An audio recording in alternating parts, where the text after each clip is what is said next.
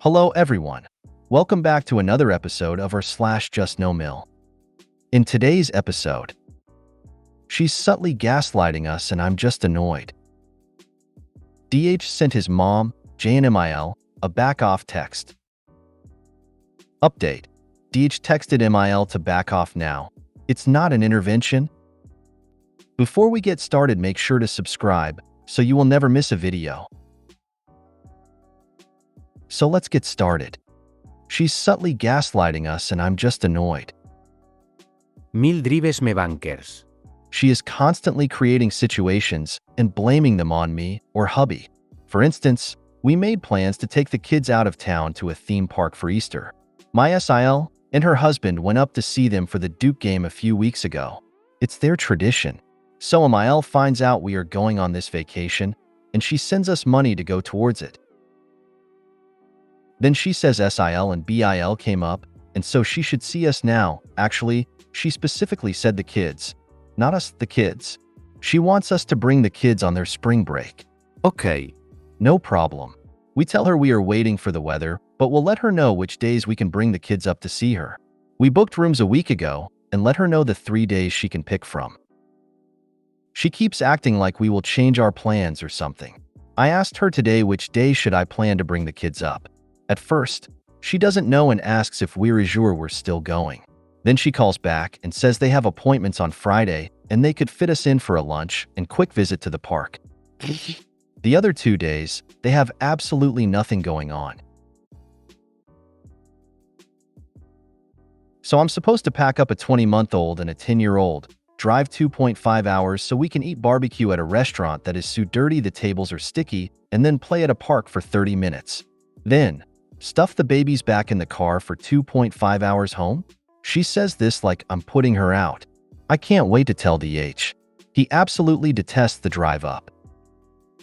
I am not putting my kids through that shit. I don't even know what or why she asked us to begin with. Either you want to see the kids or not, but clearly this is just so you can get your spring break pictures for your friends and social media, not because you have any intention of bonding with your grandkids. Sounds like this isn't going to work. We'll see you another time. End of discussion. Any sudden, oh wait, this date we're available is met with, no, don't put yourself out. Let's not stress about it. Another time. And then yeah, she doesn't get control much anymore. Ask which dates work, respect for their schedule of course, but state y'all need to know by X time what works. No info in time? Sounds like they're very busy and you didn't want to stress them, so you'll try again another time. Either they'll get their shit together in a more timely manner, or you'll not be going up there much. This is exactly how my husband responded to her. He basically said it sounded like they were really busy and it wasn't a good time. They're still sorting it.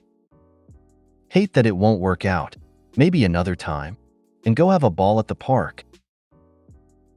There aren't many sunny days for the kids' spring break, so we will probably do a park or zoo. I doubt that she actually wanted you to make an effort, by the sound of it. More likely she wanted you to say you're busy, and then she could complain how they never get to see the grandkids. DH sent his mom, JustNoMil, a back-off text. My husband and I got into a disagreement. This occasion had nothing to do with MIL, but with his behavior. DH has been riding the separation line for some months now. This fall our lease is up, and I'm hoping he's got it together by then. But if not, I have it together, and I won't be taking him with me. Well, I guess his therapy is making him blame his SIL's therapy too, apparently, which I totally get as a therapist, and because several decades ago I had the same experience in my own therapy. So after our disagreement, DH decided to send a long paragraph text to his mother asking her to back off. I don't have a copy, but he read it to me. Essentially, he asked her to stop texting all the time. Told her point blank he does not want to buy a house with her or live with her. And this is the one that bugs me. Told her his marriage is in jeopardy and essentially blamed her for that. Now most of that I fall in line with, except that our marriage is falling apart because of her. Our marriage is falling apart because he's lazy. I admit I was prepared to separate over the moving in with MIL and being expected to pay the mortgage, raise my own young children and take care of MIL and FIL. Even MIL and FIL know their children are not responsible enough to take care of them. Sad. Also just know. Also DH is completely on the same page, not living with MIL. Anyways, so I don't know how this is going to fall out exactly. Since he sent that text, MIL has sent 2 to 3 biblical scripture memes per day to each of us.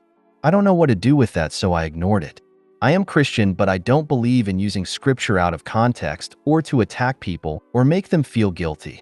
I have sent her a few pictures of the kids and received heart replies. That's all. Which is fine, but I'm gonna hear about this later, right? I mean, let's say husband gets it together. It's likely. We have been married 20 years. He usually does get it together. So now my MIL has this ammo where she knows I was ready to divorce him. How does this play out? And should I be mad that my husband set this up? We all once described MIL as sitting around with an AK-47 loaded with guilt trip bullets. Everything gets turned into a bullet and rapid-fired when it's convenient for her, and she needs to win an argument. Imagine being so much of a problem your DIL considers leaving your son. How embarrassing for you. And to find out he picks his wife every time. Wouldn't it be such a shame if we go no contact next time? Drop the mic and the rope. It's not her ammo, it's yours. Hey babe, I feel like most of what you said in that text was solid. I love most of it, but I don't like the implication that your mom is the only one to blame for our current marital issues. Can we talk about that? This is the talk we had. It wasn't perfect, but it was overall positive. We can't put the cat back in the bag, but at least we can have a united front. If anything, use that to your advantage.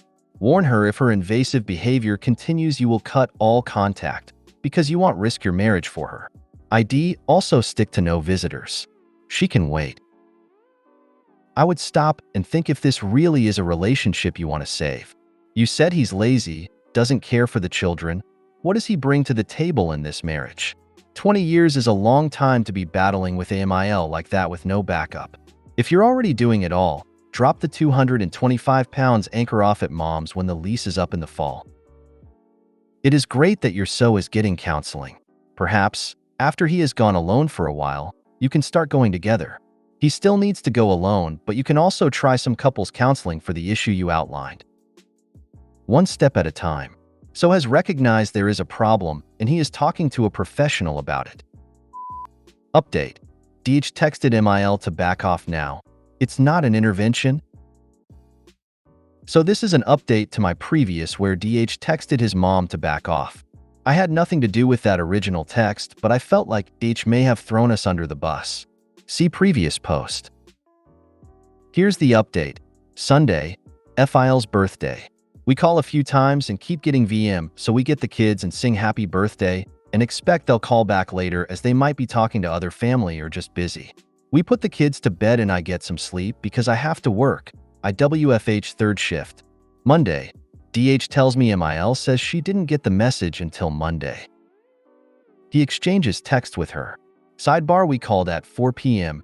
MIL texted me scripture meme at 4:25 p.m. Tuesday, DH says SIL wants to talk to us. She has decided there needs to be what I am calling an intervention, but they both say it's not an intervention. The issue for SIL is that she feels put between and feels everyone needs to talk, most pointedly about this house situation that I am not on board with and neither is DH, but also about MIL and FIL's plans, or lack thereof, for their care as they get older. I may be entirely responsible. I may have put a fire under both DH and SIL by making it clear that I am not capable of being the primary wage earner plus raising 2 kids plus taking care of their parents and their miracle house. SIL mentioned she feels MIL may be showing signs of dementia. I agree somewhat that this is possible, but it's hard to tell, and I attempted to explain why. I work in crisis mental health, so I have seen my fair share of elderly patients with memory issues, untreated UTIs, and a mix of other conditions referred to MH because family didn't know what was happening. I also worked in a DSS office as a trauma therapist and saw the DSS side of adult care issues. I mentioned that a friend, who takes care of her elderly parents same age, expressed that I should be more concerned about whether they're taking medication properly and if they're mixing in herbal meds, etc. I shared this with them as a concern and asked whomever was going up next to do a med check. I asked if they know what the plan is if either needs 24/7 care, and they don't and are now worried about that. Current status is MIL is 66 and FIL is 81, and just found out he is losing his sight. MIL has been wanting to get a big multi-generation house with DH and I and our 2 kids. I was open to this at first, but it kind of blew up when we first tried last summer. At that point I was done. I didn't want to do it and attempted several times to very clearly state this to MIL. Then a few months ago when FIL found out about his sight DH, and I were so worried for them we just spontaneously said we do whatever to help them move closer so we can help them more. We both want to help them. DH didn't really take the whole multi-generation house thing seriously until this point, and then he started to see all the problems and tried to redirect them to a different plan. He was unsuccessful in being clear enough. MIL likes to say things like, "in God's timing" and "God willing" when someone objects to her plan. He sent the back-off text, which included a clear message that he did not want to live with them. So bottom line, SIL is correct.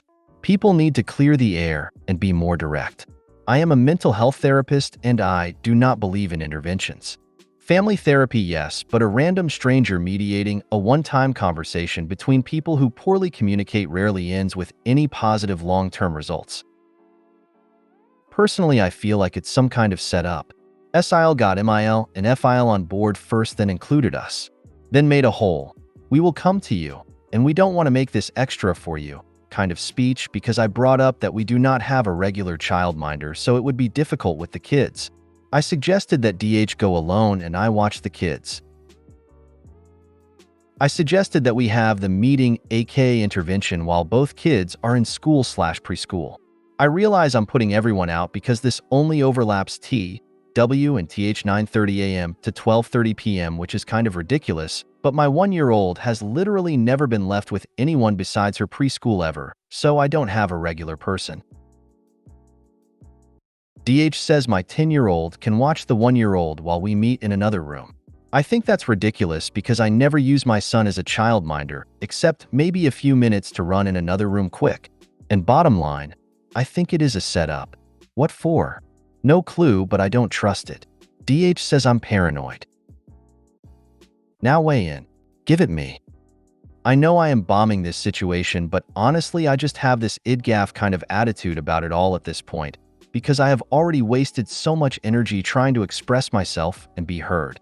I have 20 years of dealing with MIL and Sil both having tantrums and SIL telling lies, and I am just so done. I just wanted to make DH and SIL aware that I am not the solution to their parent problem. Instead, I am now hosting an intervention.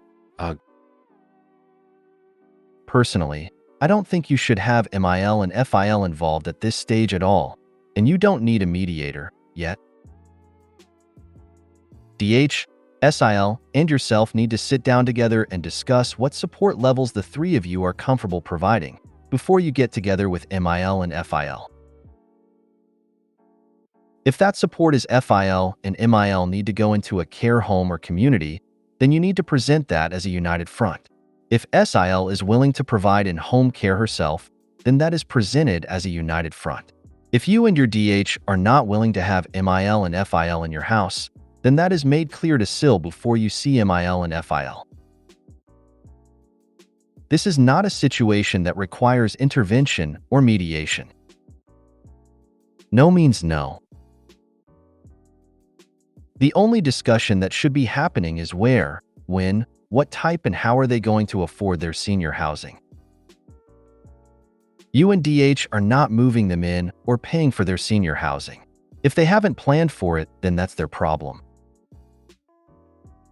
If your DH wants to move in with them to be their carer and provider, that's up to him, but neither he nor anyone else has the right to volunteer you. That's what you'll be doing until they die. The ball's on this family. Right? But I'm the bad guy because I got a tone in my voice when I try to defend myself.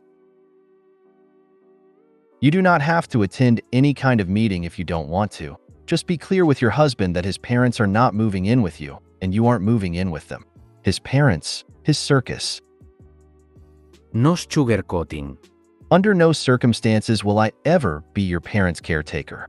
Under no circumstances will I live with them. You will need to find a different solution.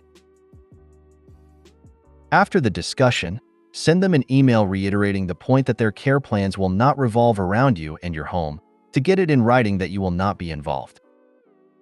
It's a trap. The plan is probably to gang up on you until you relent. Are you sure your husband is on your side? Because it looks like he isn't really saying no, and he wants this not an intervention to happen. If he agreed with you, there would be nothing to discuss. It is absolutely a setup. If you don't go, will DH cave? Without you there to make it very clear to everyone that you will not entertain any retirement plan that involves you taking care of his parents. It sounds more like they are planning an intervention for you. I would go just so you know your husband isn't blaming you for all of this. After that text to his mother, I would not trust him not to throw you under the bus. If you made it to the end of the video, thanks for watching. Don't forget to like, subscribe and share, and we will see you in the next video.